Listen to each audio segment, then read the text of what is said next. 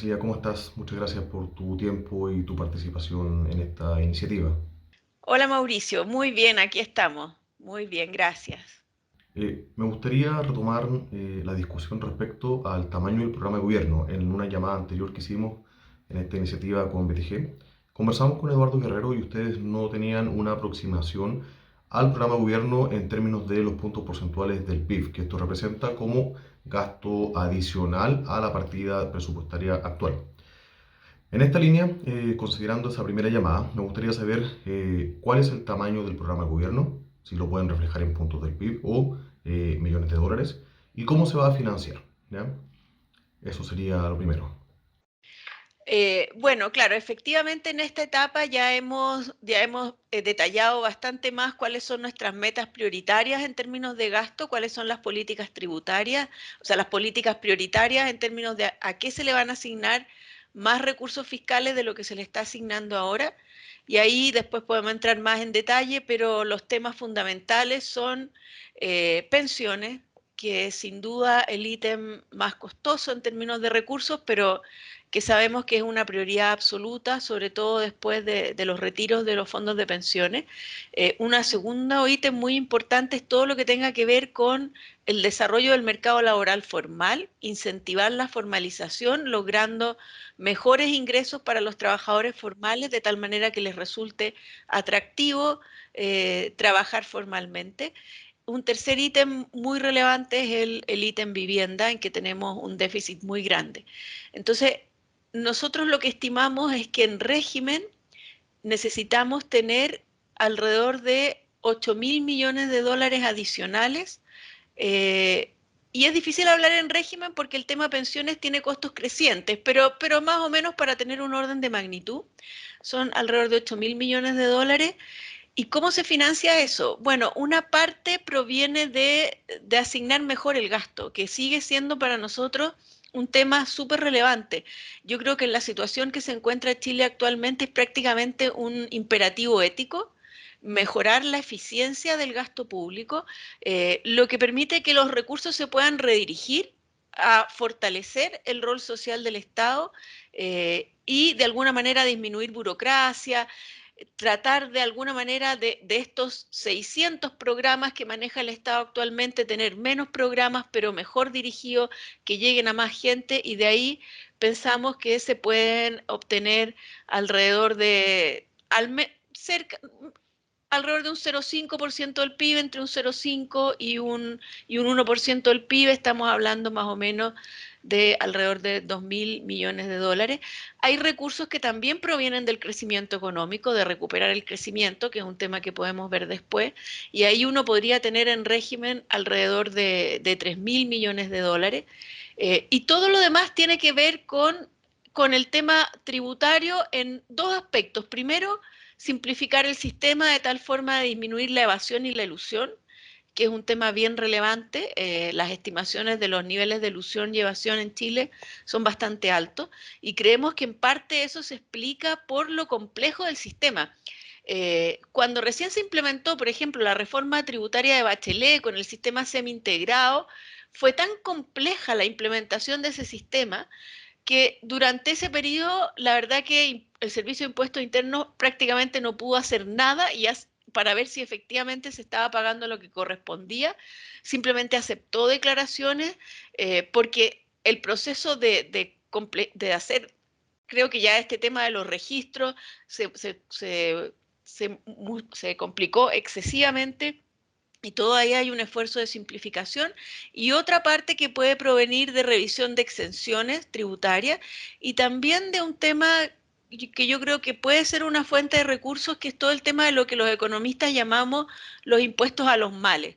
Y ver, por ejemplo, revisar los impuestos a los combustibles, que hay algunas distorsiones ahí, algunas exenciones y otros a lo mejor que podrían equilibrarse, equipararse impuestos ahí, impuestos a los alcoholes y todo lo que tiene que ver con los llamados impuestos verdes.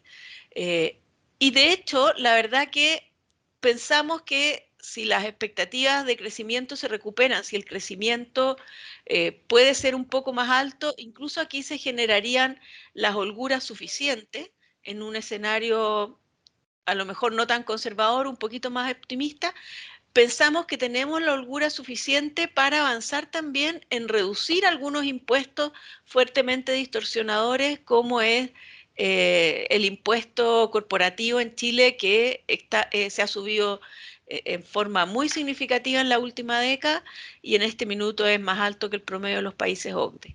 Eso es más o menos en términos gruesos lo que pensamos respecto a cómo se financia el programa y a qué temas se le asignan más recursos en forma prioritaria.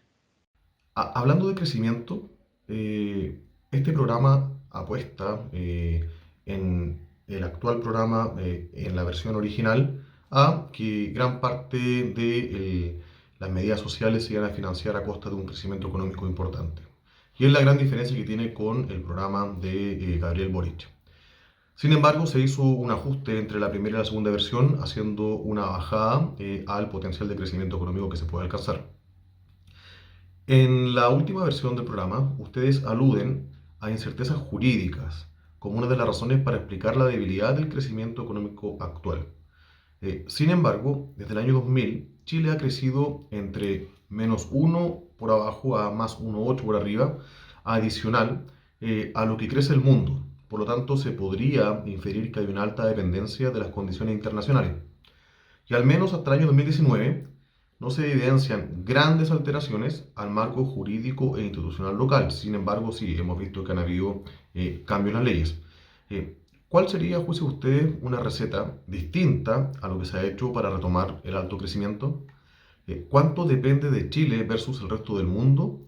¿Y cuánto afecta el resultado del desarrollo de la Convención Constitucional y eventual nueva Constitución? Eh, para que ustedes puedan eventualmente implementar estas medidas concretas y si tú puedes enumerar alguna evidencia comparada de algún país que miren como un modelo. Bueno, este tema, Mauricio, es absolutamente central y habría que decir que no existe ninguna posibilidad de que podamos satisfacer las demandas sociales que hay en Chile si el país no vuelve a crecer. Nosotros necesitamos que Chile vuelva a crecer y la verdad que hay que, y aquí ser bien, respecto a la situación que hemos vivido, Chile tiene un problema de crecimiento hace mucho más tiempo de lo que normalmente se percibe. La verdad que la productividad en Chile está estancada hace 20 años.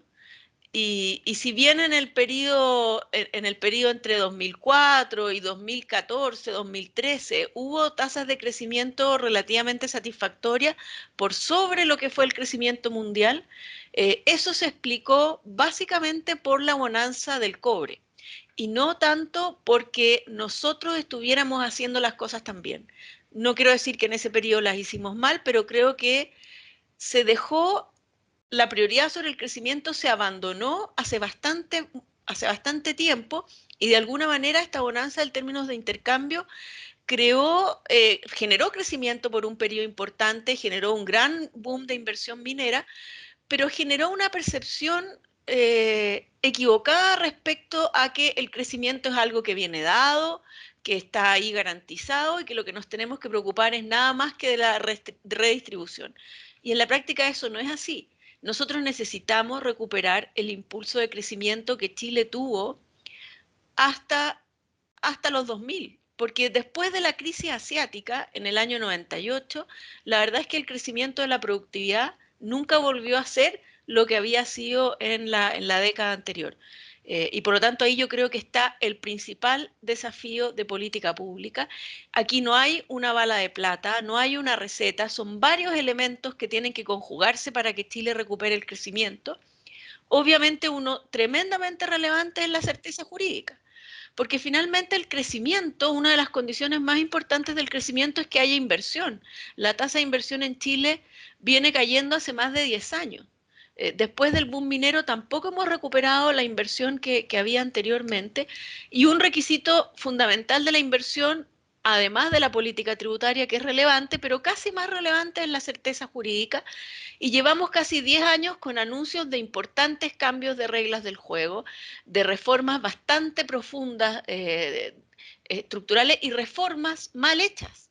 Y aquí hay un tema que por lo menos a mi juicio es muy importante. Chile perdió a partir del segundo gobierno de Bachelet, una condición que había sido clave, que era hacer buenas políticas públicas, buenas leyes basadas en sustentos técnicos, basadas en consenso. Eso fue así hasta, yo diría, el primer gobierno de Bachelet. Ya en el primer gobierno de Piñera esa condición se empezó a deteriorar, empezó esta nefasta tendencia a hacer políticas públicas en base a consignas, en base a eslogans, sin el apoyo de los técnicos fueron despreciados como la tecnocracia y empezamos a hacer muy malas políticas públicas, muy malas reformas. Y en esto tenemos la reforma tributaria de Bachelet, fue una mala reforma, la reforma laboral de Bachelet fue una mala reforma, la reforma al sistema electoral que se hizo también fue mala, nos generó finalmente un sistema político tremendamente fragmentado, que hace muy difícil lograr buenos acuerdos para hacer política. Todos esos elementos hay que enfrentarlos ahora. Eh, no es una tarea para nada fácil. Nos enfrentamos en este minuto a la incertidumbre que genera la discusión constituyente. Es muy importante, por lo tanto, ese tema, cerrarlo lo antes posible, cumplir los plazos que se le dieron a la Convención Constituyente y finalmente apostar a que ahí y hacer todos los esfuerzos desde el gobierno para que salga ahí una constitución que nos permita el desarrollo, que no primen estas ideologías antidesarrollistas que se ven bastante seguido en los constituyentes, porque si el resultado es que la convención constituyente va a apostar por el decrecimiento, como han dicho algunos de los constituyentes, bueno, habría que decirle, bueno, el decrecimiento significa que los salarios van a ser más bajos, que también decrecen los salarios, también decrece, por lo tanto, el gasto público, y en ese contexto eso es incompatible con mayores derechos sociales. Entonces ahí hay un tema que va a estar presente en el primer año de gobierno que es complejo, esa incerteza jurídica que genera la discusión constituyente, pero que hay que tratar de resolverla rápido. Eh, ¿Qué otros elementos son importantes para volver a crecer? Bueno, aquí hay que recuperar la calidad de las políticas públicas. No podemos seguir legislando para la galería, no podemos seguir legislando en base a consignas llenas de mitos, llenas de falsedades, sino que tenemos que recuperar lo que caracterizó el buen periodo de Chile, los buenos años de Chile, que fueron hacer buenas reformas. Y aquí hay muchas buenas reformas que se hicieron en los primeros años del retorno a la democracia y ese impulso se perdió. Es necesario que retomemos eso. Tenemos por delante reformas muy importantes que hacer. Tenemos que hacer una reforma de pensiones y hacerla bien hecha, no en base a mitos, no en base a falsedades, sino que una reforma que contribuya a que haya mayor ahorro en Chile, porque eso genera mayor inversión, mejor empleo, mejores salarios. Entonces, ahí hay varios elementos importantes. Después está todo el impulso que puede hacer la política de concesiones, la política de infraestructura, eh, el impulso que eso genera en la inversión privada. Y por último, otro tema que parece bien relevante en términos de mejorar productividad es la modernización del Estado. Es otra reforma que está pendiente. Aquí hay mucho avanzado en términos de estudios que han hecho expertos de cómo ir reformando el Estado. En Chile finalmente lo que uno tiene es que los emprendimientos, el emprendimiento surge a pesar del Estado. Y nosotros lo que necesitamos es que el Estado sea un colaborador de ese proceso. Y por supuesto que hay que avanzar en otros temas bastante más estructurales como la calidad de la educación, capacitación. Tenemos un déficit de capital humano en Chile bien importante que hay que enfrentar. Y así podría estar contestándote horas la pregunta, porque efectivamente aquí no hay un solo tema. Ojalá fuera un solo tema. Aquí son muchos temas micro, eh, por supuesto acompañado de sostenibilidad fiscal y todo el tema macro que tiene que acompañar el crecimiento, pero hay mucho tema micro que hay que perfeccionar y que si uno lo tuviera que resumir en una idea, yo diría, tenemos que volver a hacer buenas políticas públicas en Chile. Si seguimos legislando como hemos legislado en los casi últimos 7, 8 años, la verdad que no hay ninguna posibilidad que el país vuelva a crecer. ¿Para qué decir lo que ha significado la política de los retiros de fondos de pensiones, que son apoyadas por el candidato de la izquierda? No se me ocurre ninguna política más antidesarrollo y más anticrecimiento que destruir los ahorros para pensiones. Eso es lo que no podemos seguir haciendo. Hablemos de pensiones entonces. En el programa se incorpora el concepto de pensión básica universal, algo que recientemente el presidente Piñera acaba de anunciar, no con este mismo nombre, pero sí el fondo es algo muy parecido. Esto es algo que no está explícito en el programa actual de José Antonio en relación a el monto, cuánto es lo que piensan pagar como pensión básica universal. Adicionalmente, me gustaría saber, considerando el envejecimiento de la población, las lagunas previsionales y el resultante de bajas pensiones en el sistema actual, eh, este monto cuánto sería y cuánto representa como gasto adicional al presupuesto actual hoy y mirando al futuro, 10, 30, 50 años. ¿Cómo se piensa financiar? Sí, ese es un tema central. Y creo que aquí está una enorme diferencia entre las dos candidaturas. Y por lo menos a mi juicio, instalar en Chile, a pesar de que ellos no le llaman sistema de reparto, pero es un sistema de reparto con cuentas nocionales, lo que significa que no va a haber ahorro a nivel agregado. Es verdad que al inicio no se reparte todo lo que se recauda, pero el resto se invierte con criterios que todavía no son para nada claros.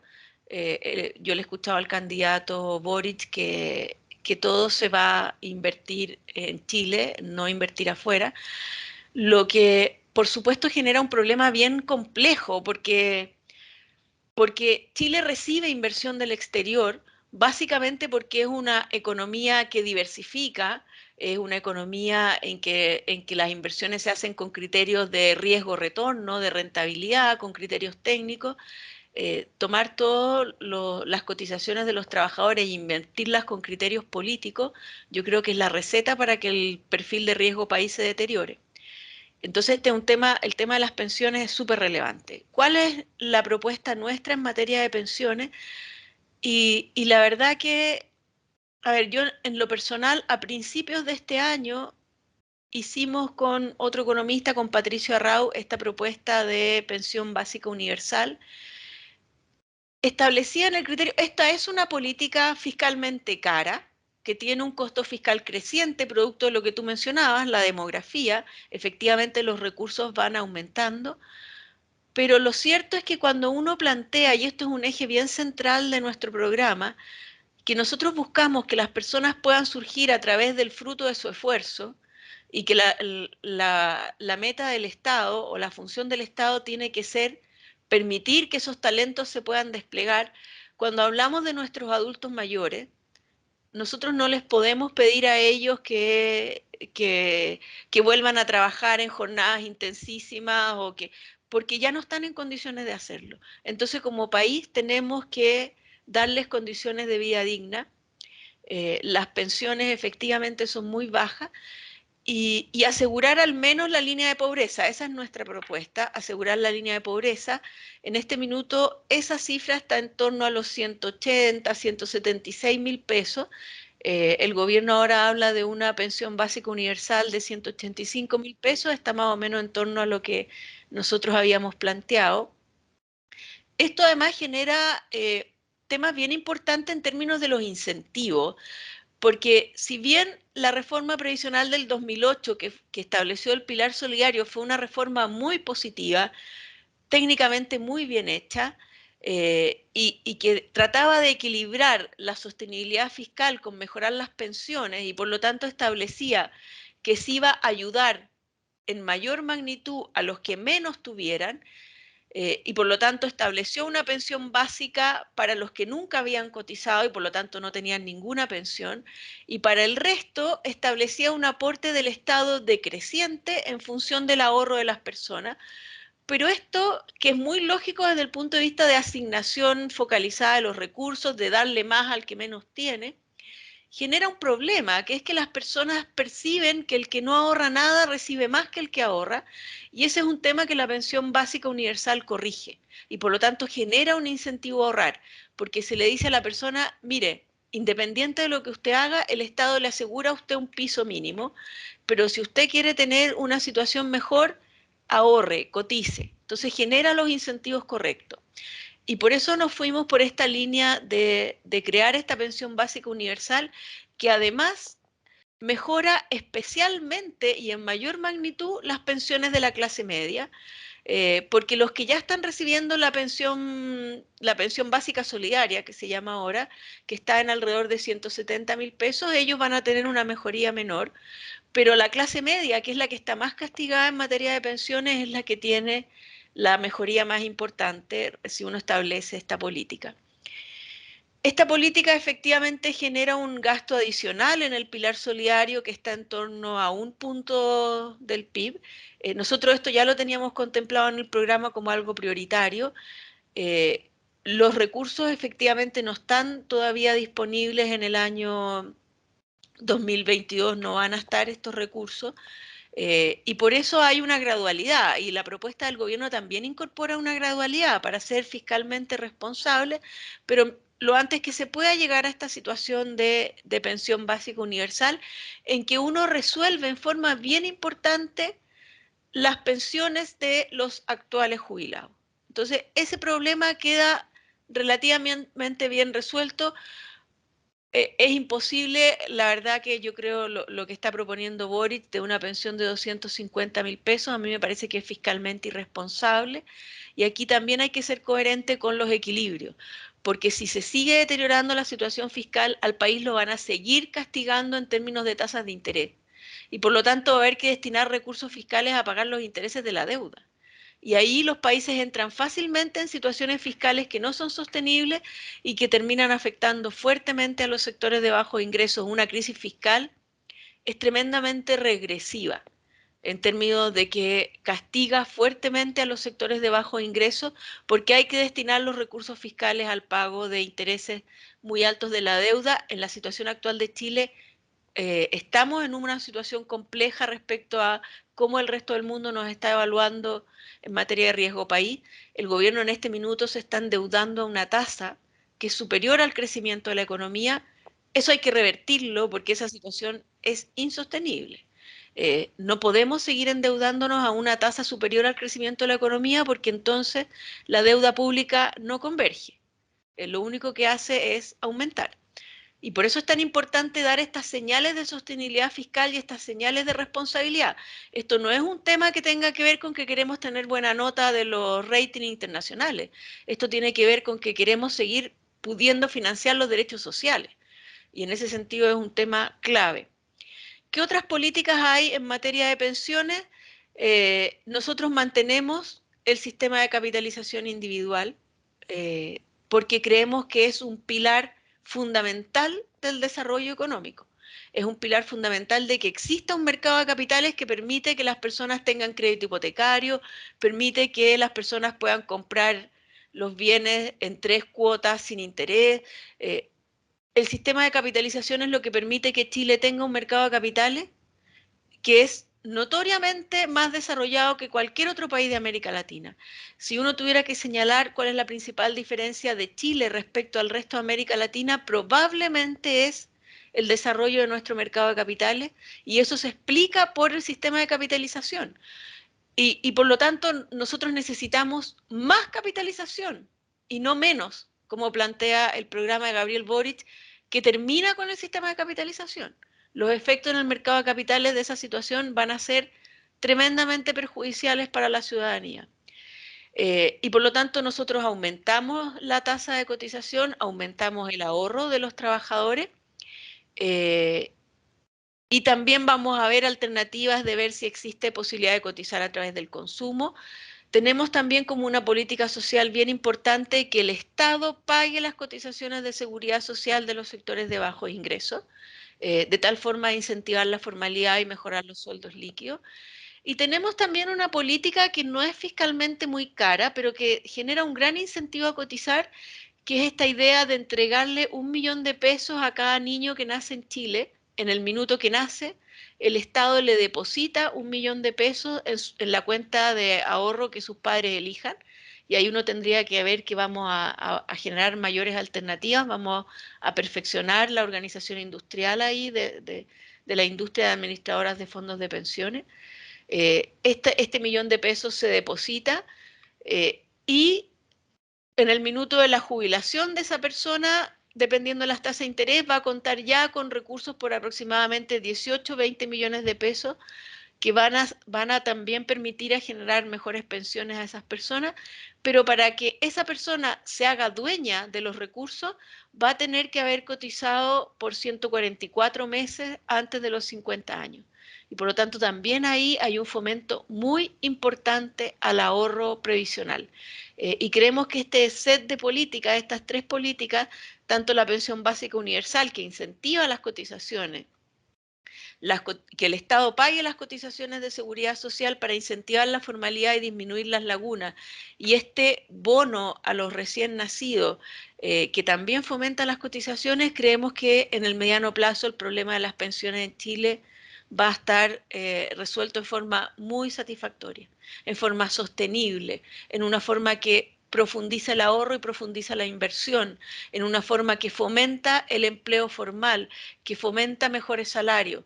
eh, Creemos que esta solución es mucho mejor que la que establecer un sistema de reparto insostenible en el tiempo. Pasemos a la recaudación tributaria y en particular a las medidas de exenciones que existen actualmente en nuestro sistema. ¿Me podría enumerar algunas que quisieran revisar, modificar, eliminar? ¿Y cuánto sería el impacto recaudatorio de hacer esta medida? Sí, mira, a ver, aquí hay temas bien relevantes. En exenciones, las estimaciones fluctúan mucho. Pero hay exenciones que definitivamente no tienen mucha justificación. Yo creo que tenemos que terminar de eliminar la renta presunta. La renta presunta es algo que no se justifica con el desarrollo tecnológico que tenemos ahora. Eh, Uno puede además introducir sistemas bastante fáciles de contabilidad para las pequeñas y medianas empresas, manejados por el Servicio de Impuestos Internos, sistemas de contabilidad simplificada y que las personas paguen por los ingresos que efectivamente tienen. Y ahí hay una fuente de recursos bastante importante. Creo que hay que hacer perfeccionar también el impuesto a los combustibles. En este minuto existe una brecha entre los impuestos al diésel y otros combustibles que no se justifica mucho. Ahí uno podría subir una y bajar otra, creo que hay un espacio ahí. También está todo este tema de los impuestos a los males. Aquí no se trata tanto de eliminar exenciones, sino que de revisar impuestos que se pueden perfeccionar. El impuesto a los alcoholes en Chile es un impuesto que está mal diseñado, porque es un impuesto a las bebidas alcohólicas en vez de ser un impuesto al contenido alcohólico, que es como debería ser. Hay también un tema aquí con toda la economía digital que se está creando, eh, y gran parte de esa economía digital en este minuto es informal. Hay que buscar formas de formalizar, obviamente estableciendo esta idea de que las pequeñas empresas, mientras no tengan niveles de utilidades que lo justifiquen, no pagan impuestos, pero sí tienen que ser formales, porque cuando ya lleguen a ser empresas rentables, como uno espera, también tienen que hacer su contribución a la sociedad pagando los impuestos que corresponden. Hay algunas otras medidas aquí que tienen que ver con temas de equidad que a lo mejor no recaudan tanto. En Chile hay una bonificación, hay una exención a los excedentes de libre disponibilidad, eh, que es una exención que favorece a los sectores de muy altos ingresos, que no tiene ningún tipo de justificación y que me parece a mí que por equidad hay que eliminarla. Esto no recauda en forma importante, pero es una señal muy potente de que las personas que tienen altos ingresos tienen que tributar como corresponde. Esas son platas que no tributaron cuando se ahorraron. eh, y por lo tanto no tiene ninguna justificación que al minuto de retirarse tampoco tributen. No han tributado nunca. Y por lo tanto eso es una exención que me parece bastante evidente de eliminar. Eh, También está la exención del IVA a la vivienda. Y aquí yo comparto lo que plantean sectores de la industria de la construcción, que este IVA a la vivienda, IVA a la construcción, efectivamente disminuye el costo de la vivienda para los sectores de bajo ingreso, y eso es así. Pero uno lo que tendría que hacer es decir, bueno, es que entonces subsidiemos directamente esas viviendas y no le demos un subsidio a todo el resto. Entonces yo creo que ahí hay algo que hay que revisar también. Después está algunas exenciones del DFL2, que ya se revisó en la reforma del 2014, pero que todavía ahí quedan algunos espacios para revisar. Eh, y el tema más relevante aquí es que tenemos que tener un sistema tributario mucho más simple que el que tenemos, porque eso permite recaudar más. Tenemos que simplificar el sistema tributario. Aquí hay un diagnóstico bien claro de un equipo de abogados tributaristas que nos está apoyando, que plantean que hay mucho que avanzar en la línea de simplificar sistemas y por lo tanto, a través de simplificar el sistema, uno puede reducir en forma bastante importante la evasión y la ilusión que todavía existen. Bueno, pasando a otros temas, pero sí relacionado con materia económica, ustedes en el programa de gobierno revelan que van a avanzar con la firma del tratado del TPP-11, un tratado que es ultra relevante, y lo harían en paralelo con el avance de la redacción de la nueva constitución. Entendemos que el marco jurídico de la Convención Constitucional y la eventual nueva constitución considera el respeto por los tratados internacionales firmados previo al plebiscito, pero acá no sé si sería el caso. Eh, entonces, la pregunta es, ¿depende de ustedes la firma del tratado? ¿Y cuáles son los beneficios y perjuicios, o beneficios o perjuicios, de adherir o no a este bloque? A ver, eh, primero puntos como de principio. Mira, Mauricio, si yo tuviera que decir cuáles son las condiciones macro, las condiciones económicas, los pilares del desarrollo económico de Chile en las últimas 4 décadas, yo creo que tendría que mencionar cuatro. Y uno de esos es la apertura comercial y financiera. Ese es un pilar clave del desarrollo. Chile ha tenido una estrategia de inserción al resto del mundo que ha sido tremendamente exitosa y la firma del TPP-11 es profundizar esa estrategia. A mí me parece evidente que Chile tiene que firmar el TPP-11, es un tema que en la candidatura lo tenemos como muy claro. No podemos descartar uno de los elementos que ha sido clave en explicar el éxito económico de Chile, que es la apertura comercial y financiera. Y para terminar un poco lo que para mí son estas como cuatro patas de la mesa del desarrollo macroeconómico, un segundo pilar que también tiene que ver con la discusión constituyente, que nos parece súper relevante de poner muy fuerte en la agenda, es la estabilidad monetaria y la independencia del Banco Central. También es un principio fundamental y clave para el desarrollo económico. Un tercer pilar fundamental es la sostenibilidad fiscal. Eh, y por eso es tan relevante en este nuevo cambio de gobierno, después de un deterioro fiscal muy significativo que hemos tenido en los últimos 2 años. Las cuentas fiscales, y si sumamos los 4 anteriores también, llevamos 6 años de deterioro fiscal. Esto hay que revertirlo, porque si hay una receta segura para que los países no puedan financiar derechos sociales y no puedan dar la pelea contra la pobreza, es el deterioro fiscal y el mejor ejemplo en esto es Argentina. Argentina está en una situación de vulnerabilidad económica gigantesca, producto de la irresponsabilidad fiscal. Y el cuarto, a mi juicio, es el sistema de capitalización, porque es el desarrollo del mercado de capitales. Entonces, estos cuatro pilares son los fundamentos base de nuestro programa en lo macro y como te decía, la apertura comercial y financiera es algo que hay que profundizar eh, y no revisar desde cero, como plantea la candidatura de Boric. Eh, Cuando se estableció la reforma constitucional que permitió el plebiscito y permitió el inicio de este proceso constituyente, se estableció como uno de los requisitos el respeto a los tratados internacionales. Por lo tanto, ese es un tema a lo que la Convención Constituyente tiene que ceñirse. Esta Convención Constituyente no es originaria o absolutamente autónoma, como plantean algunos de los constituyentes, tiene condicionamientos que tiene que respetar. Estamos generando nuevas reglas constitucionales en Chile, parece un absoluto contrasentido que el organismo o la institución encargada de revisar la institucionalidad no se ciña a las disposiciones institucionales que le dieron origen. Y una de esas es el respeto a los tratados internacionales y por lo tanto, a mi juicio al menos, la Convención Constituyente no tiene la facultad para revisar los tratados internacionales. Tiene que ceñirse a lo que le dio origen. Y por supuesto que eso incluye aprobar el TPP-11. ¿Qué puede hacer el Ejecutivo acá? lo que hay que hacer es lograr la aprobación en el Congreso de este tratado y eso lo vamos a intentar hacer. Lo vemos como algo factible luego de la elección del nuevo Congreso. Es un Congreso que quedó bastante equilibrado y en el que además en Chile en los últimos 30 años había un consenso muy amplio de la importancia que tiene la inserción global. Este es un tema que han compartido por décadas tanto los sectores de derecha como los sectores de izquierda.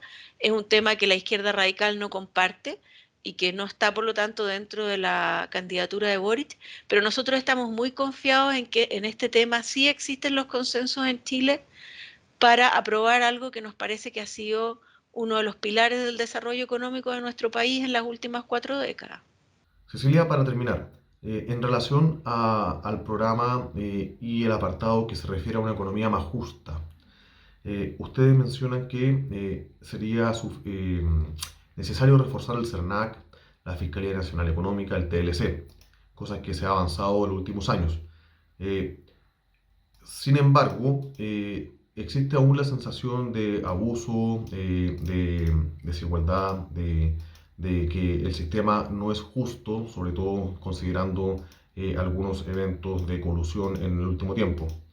Eh, Mi pregunta es si es factible, si es suficiente con esto, con este reforzamiento de estas instituciones y adicionalmente si es factible a tu juicio llegar a la aplicación de penas de cárcel para delitos de cuello y corbata como lo hacen varias economías de mercados desarrollados.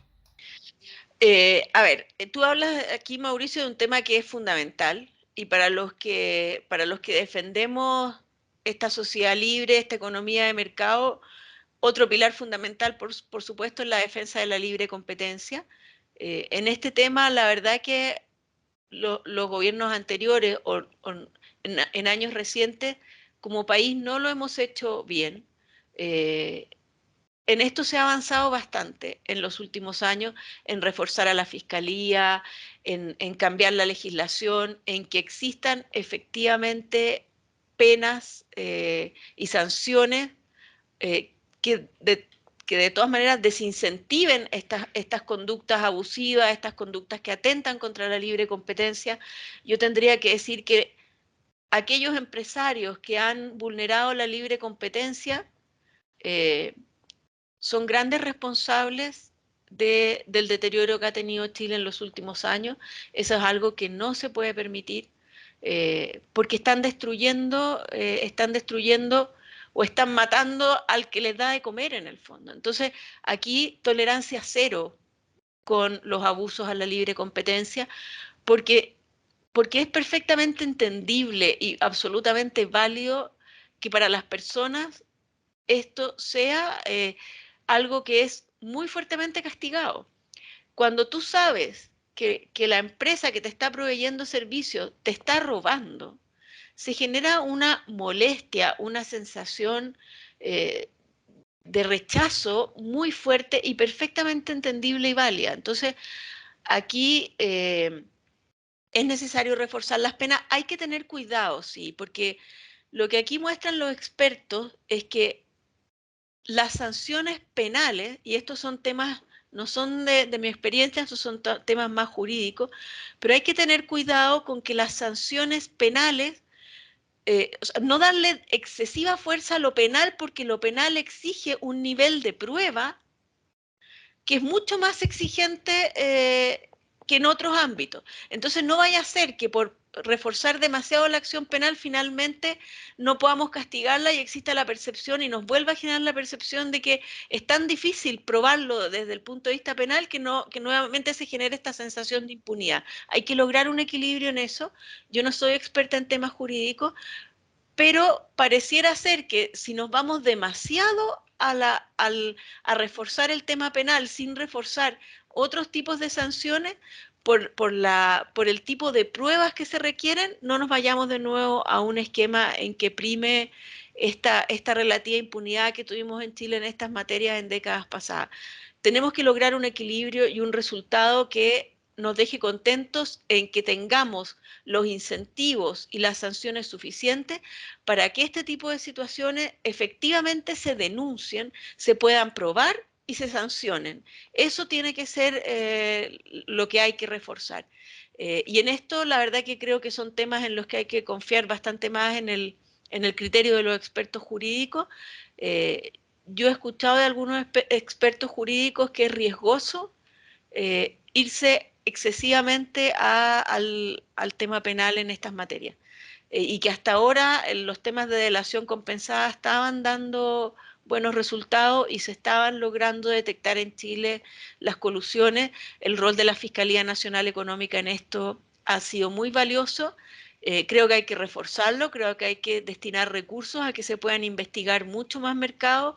En Chile tenemos niveles de concentración económica que efectivamente generan riesgos de vulneraciones a la libre competencia y por lo tanto este es un tema en el que necesariamente hay que seguir avanzando, porque hemos avanzado, pero hay que seguir avanzando. Cecilia, muchas gracias por tu tiempo nuevamente y estamos en contacto. Gracias. Perfecto, Mauricio.